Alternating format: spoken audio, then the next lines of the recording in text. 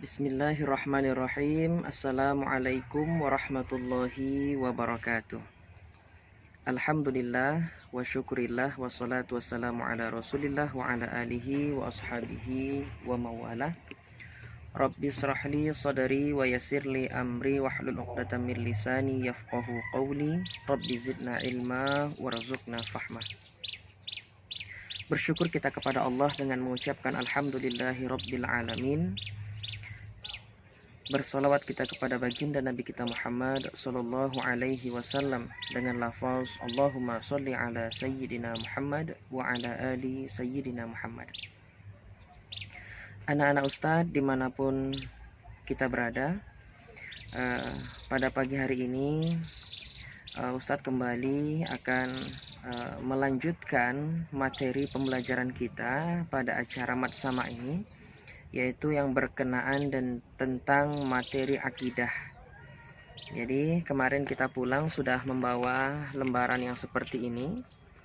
Itu ada materi akidah tentang sifat 20. Mudah-mudahan kita akan menyelesaikan materi ini dengan tempo yang sesingkat-singkatnya dan waktu yang sesingkat-singkatnya pula.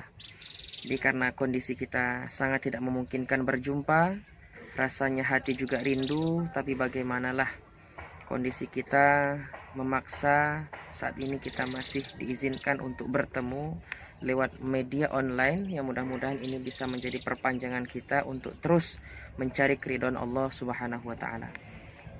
Baik anak-anak Ustadz, sifat yang pertama itu adalah sifat wujud. Ya, wujud ini disebut oleh para ulama dengan istilah sifat nafsiyah. Nah, jadi wujud itu dikatakan oleh ulama tauhid sebagai sifat nafsiyah, yang artinya nafsiyah itu berasal dari kata nafsun, yang artinya diri atau zat. Jadi wujud artinya ada. Apa yang ada? Zat Allah Subhanahu wa ta'ala. Jadi kita memahami bahwasanya kita meyakini Allah adalah zat yang benar-benar ada. Ketika kita melihat di belakang sana itu ada, kita tampak awan di atas, burung-burung berterbangan, tumbuh-tumbuhan, tumbuh subur di belakang Ustadz.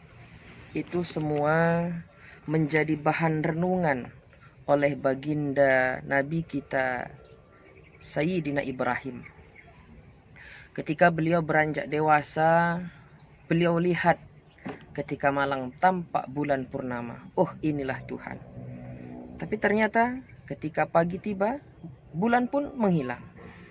Lalu di pagi hari muncullah matahari. Bisa jadi ini adalah Tuhan. Karena matahari ini lebih besar ketimbang bulan di malam hari. Tetapi karena ketika malam tiba, gelap pun mencekam. Lalu Nabi Ibrahim pun bertafakur. Akhirnya Nabi Ibrahim mengambil kesimpulan bahwa sesungguhnya pasti ada zat yang menciptakan langit dan bumi. Dan kita melalui Al-Quran, Allah menjelaskan bahwa sesungguhnya zat yang menciptakan langit dan bumi itu adalah bernama Allah. Jadi Allah adalah nama bagi zat yang menciptakan langit dan bumi. Apa firman Allah yang menjelaskan hal ini di dalam Al-Quran? A'udzu billahi minasyaitonir rajim. Bismillahirrahmanirrahim. Innani anallah la ilaha illa ana fa'buduni aqimus salata li dzikri. Sesungguhnya aku adalah Allah. Ya, sesungguhnya zat yang menciptakan langit dan bumi bernama Allah. Ya, maka sembahlah aku, kata Allah, sembahlah olehmu akanku. Aqimus shalah, dirikanlah salat li dzikri, semata-mata untuk mengingatku, kata Allah. Jadi sifat yang pertama adalah sifat wujud. Wujud disebut sebagai sifat nafsiyah karena memang yang dimaksud ada pada sifat itu adalah diri atau zat Allah. Jadi zat Allah adalah zat yang wajib ada dan pasti adanya. Tidak boleh ada keraguan di hati kita. Yang kedua, dari sifat Allah yang kedua adalah sifat qidam. Apa itu qidam? Terdahulu atau yang awal. Jadi sifat qidam ini masuk ke dalam salah satu jajaran sifat salbiyah. Ya, salbiyah sendiri itu berasal dari kata salbun yang artinya menafikan segala sesuatu yang tidak patut bagi Allah. Apa yang dinafikan? Di sini disebutkan qidam. Yang dinafikan adalah yang tidak patut bagi Allah, berarti Allah tidak berpermulaan. Karena berpermulaan adalah sifat yang layak mensifati bagi makhlukan. Jadi Allah adalah zat yang sudah ada sebelum sekalian sesuatu ada. Allah adalah zat yang bukan adanya karena diciptakan, tetapi sebelum adanya langit dan bumi dan alam semesta, dialah Allah zat yang maha terdahulu. Tidak ada yang mendahului dari Allah, adanya bukan karena diciptakan. Di dalam surah Al-Hadid ayat 3 dijelaskan, A'udzubillahi minasyaitonirrajim, Bismillahirrahmanirrahim. Huwal awwalu wal akhiru wal zahiru wal batinu wa huwa bikulli syai'in alim. Dialah yang awal, dialah yang akhir, dialah yang zahir, dialah yang batin, wa huwa bikulli syai'in alim, dan ya, wa huwa bikulli syai'in alim, dan dia mengetahui atas tiap-tiap sesuatu.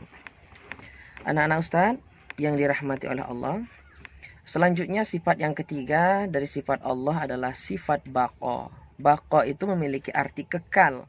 Dia termasuk juga sifat salbiyah, berarti ada sesuatu yang dinafikan atau ditidakkan pada sifat itu. Apa yang ditidakkan?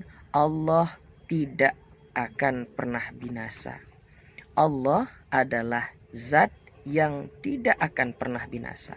Jadi makna baqa sesungguhnya adalah ya, bahwasanya zat Allah adalah zat yang kekal, tidak akan pernah binasa. Adanya Allah akan tetap ada selama-lamanya. Selanjutnya, hal ini dijelaskan oleh Allah di dalam surah Al-Qasas ayat 88. A'udzubillahi minasyaitonirrajim. Bismillahirrahmanirrahim. Wala tad'u ma'allahi ilahan akhar, la ilaha illahu, kullu syai'in halikun illa wajhahu, lahul hukmu wa ilaihi turja'un. Yang artinya, janganlah kamu sembah di samping menyembah Allah Tuhan apapun yang lain. Tidak ada Tuhan yang berhak disembah melainkan Allah. Dia tetapi tiap-tiap sesuatu pasti binasa kecuali hanya Allah. Baginya lah segala penentuan, dan hanya kepadanya lah kamu dikembalikan. Selanjutnya di dalam surah Ar-Rahman Allah juga menegaskan, A'udzubillahi minasyaitonirrajim. Bismillahirrahmanirrahim. Kullu man 'alaiha fani wa yabqa wajhu rabbika dzul jalali wal ikram. Yang artinya, semua yang ada di bumi itu pasti akan binasa, dan yang akan tetap kekal adalah zat Tuhanmu yang mempunyai kebesaran dan kemuliaan. Jadi Allah adalah zat yang akan tetap ada. Tidak ada kebinasaan pada zat Allah subhanahu wa ta'ala. Yang keempat, sifat yang wajib bagi Allah adalah mukhalafatul hawadith. Artinya berbeda dengan makhluk ciptaannya. Makna sesungguhnya adalah dari kalimat mukhalafatul hawadith, bahwasanya zat Allah tidak sama dengan seluruh makhluk yang ada. Zat Allah tidak serupa dengan seluruh apa yang kita pikirkan, apa yang kita bayangkan tentang Allah. Maka maha suci Allah dari sekalian sesuatu yang kita bayang-bayangkan. Di dalam surah Al-Ikhlas juga Allah menyebutkan, Qul huwallahu ahad, Allahus samad, lam yalid wa lam yulad wa lam yakul lahu kufuwan ahad.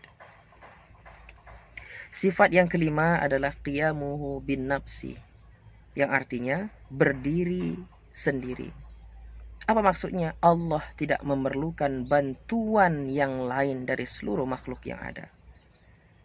Ya, maksudnya adalah Allah berdiri sendiri, tidak bergantung pada apapun dan tidak membutuhkan bantuan siapapun. Hal ini Allah tegaskan di dalam Al-Qur'an surah Al-Ankabut ayat 6. A'udzu billahi minasyaitonir rajim. Bismillahirrahmanirrahim. Innallaha laghaniyun 'anil 'alamin. Yang artinya sesungguhnya Allah benar-benar maha kaya dari sekalian alam semesta. Ya, jadi Allah adalah zat yang maha kaya. Karena kekayaan Allah inilah, maka sepatutnya lah kita mengadukan seluruh persoalan kita hanya kepada Allah Subhanahu wa taala. Karena memang Allah adalah zat yang berdiri sendiri, tidak memerlukan teman, tidak memerlukan bantuan apapun dari seluruh makhluknya. Ya. Sifat yang keenam adalah wahdaniyah, artinya esa. Apa maksud esa ini?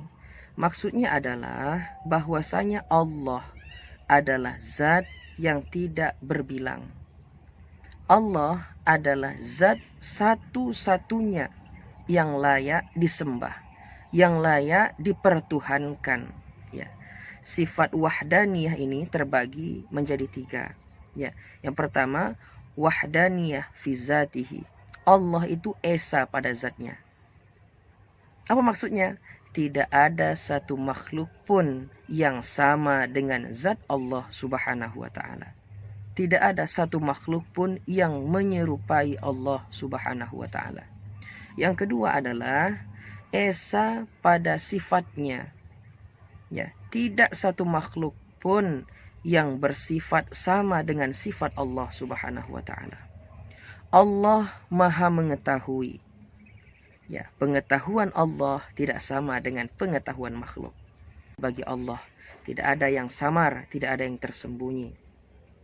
Ya. Allah Maha melihat. Ia melihat walaupun di tengah malam yang gelap, semut berjalan di atas batu yang hitam. Allah mengetahui. Ia adalah esa pada af'al.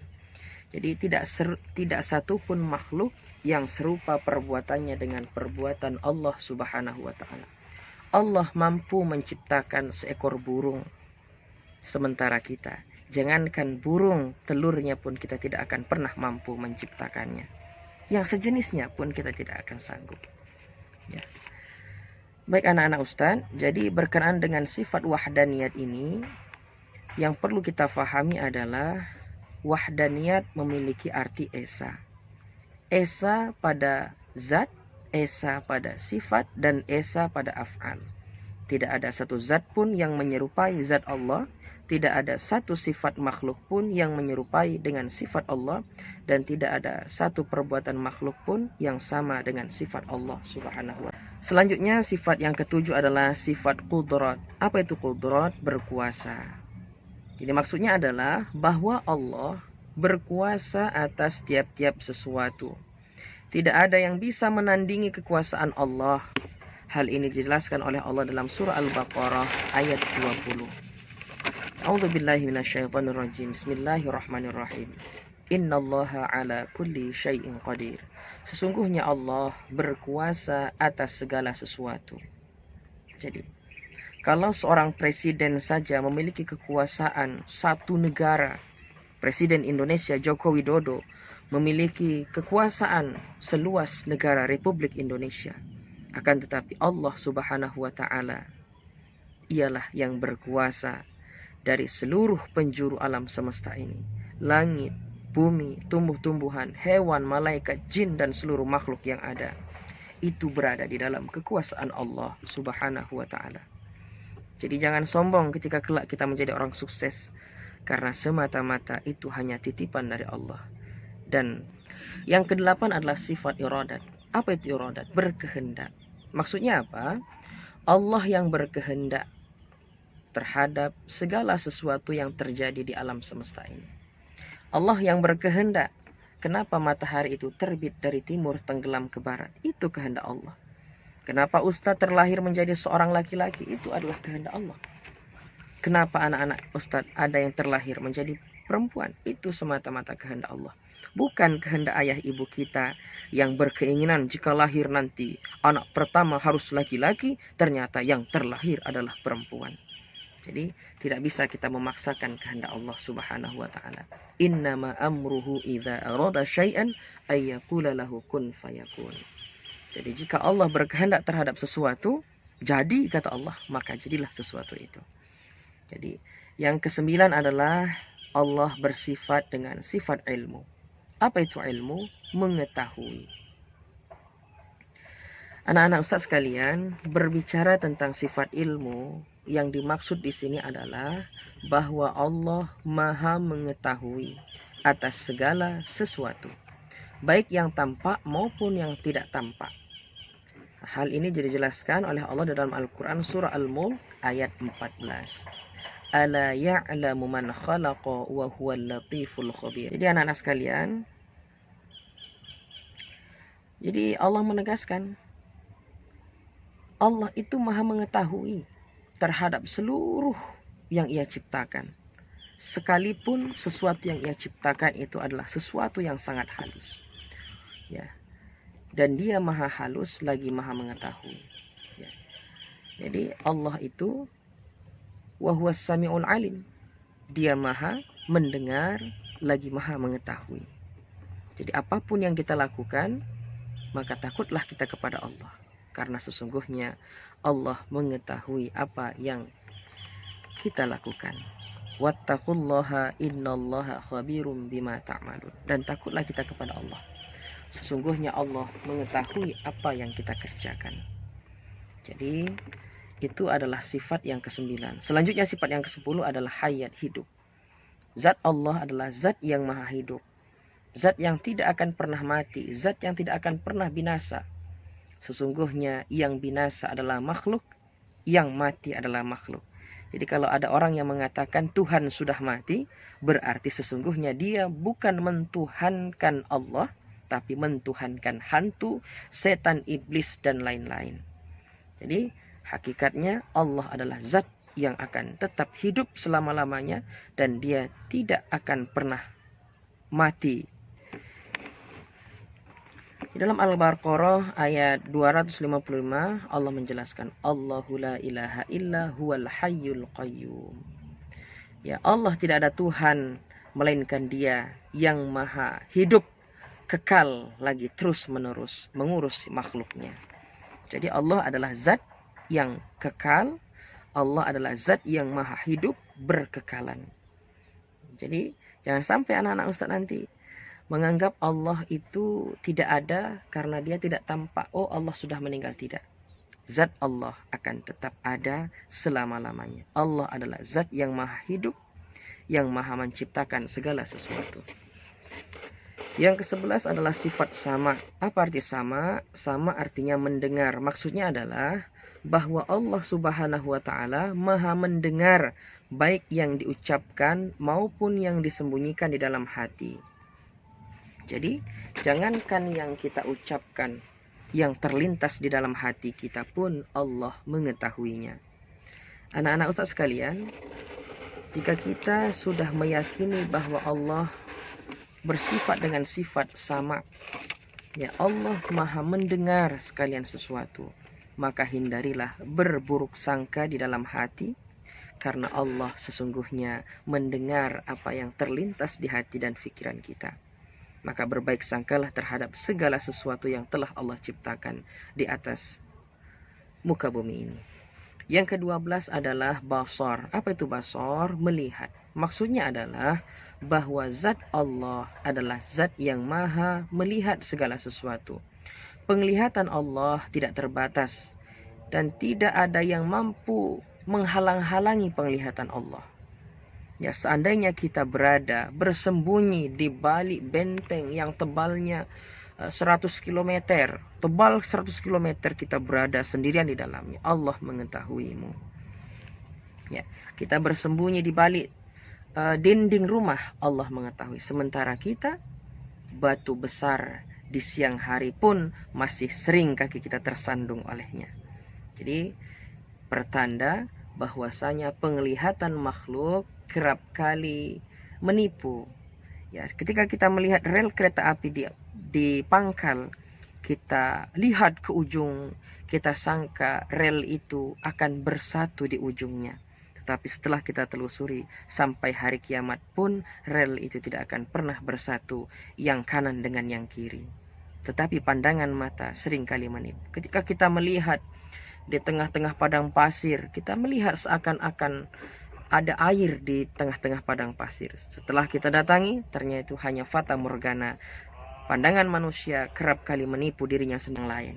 Allah adalah zat yang maha melihat. Allah melihat segala sesuatu yang ia ciptakan, segala sesuatu yang ada di langit dan bumi, seluruhnya di dalam pengawasan Allah Subhanahu wa ta'ala.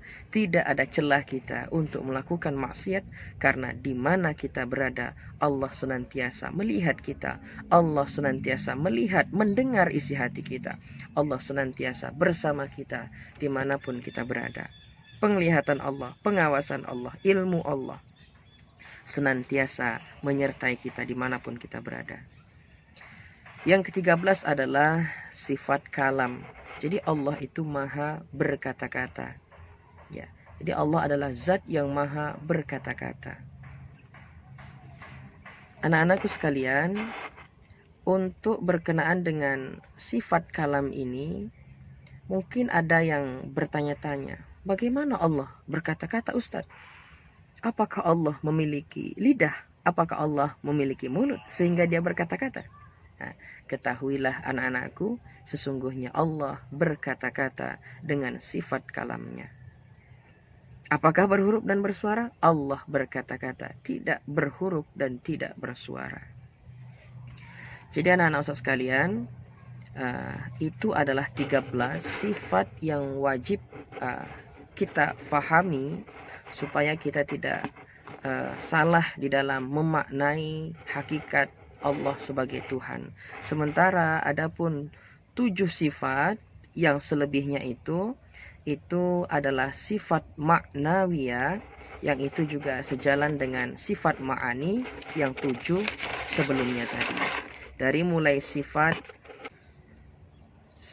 kudrat, iradat, ilmun, hayat, sama, basar, kalam, itu disebut dengan sifat ma'ani. Apa yang dimaksud dengan sifat ma'ani? Sifat yang benar-benar ada dan berdiri pada zat Allah Subhanahu wa ta'ala. Jadi jika ditanya orang nanti, ada berapa sifat yang betul-betul berdiri pada zat Allah Subhanahu wa ta'ala? Sifat yang berdiri pada zat Allah Ta'ala itu ada 7, ya, kudrat, iradat, ilmun, hayat, sama, basar, dan kalam. Jadi mungkin itu saja pelajaran kita pada kesempatan hari ini. Mudah-mudahan anak-anak Ustadz bisa menambah wawasan keilmuan tentang mengenal Allah Subhanahu wa ta'ala. Intinya yang perlu kita fahami adalah bahwasanya kita yang baru, mungkin baru dewasa, balik, sudah mukallaf juga, sesuatu yang wajib untuk kita kenal adalah siapa yang kita sembah di dalam ibadah kita. Ya, dialah Allah yang ada, yang bersifat wujud, yang bersifat qidam, baqa, mukhalafatul hawadith, qiyamu binafsihi, wahdaniyat, qudrat, iradat, ilmun, hayat, sama, basar, kalam, kaunuhu qadiran, kaunuhu muridan, kaunuhu aliman, kaunuhu hayyan, kaunuhu samian, kaunuhu basiran, kaunuhu mutakaliman. Baik, dari penjelasan yang singkat ini tentunya tidak mendatangkan kepuasan bagi kita. Itu makanya di dalam pembelajaran pondok nanti kita semua akan mendapatkan materi tauhid yang nanti akan langsung disampaikan oleh ustadz-ustadz kita yang berkompeten di bidang itu. Jadi mungkin demikian yang dapat Ustadz sampaikan. Mudah-mudahan apa yang Ustadz sampaikan hari ini bisa menjadi iktibar dan pelajaran bagi kita semua. Ustadz akhiri, billahi taufiq wal hidayah. Assalamualaikum warahmatullahi wabarakatuh.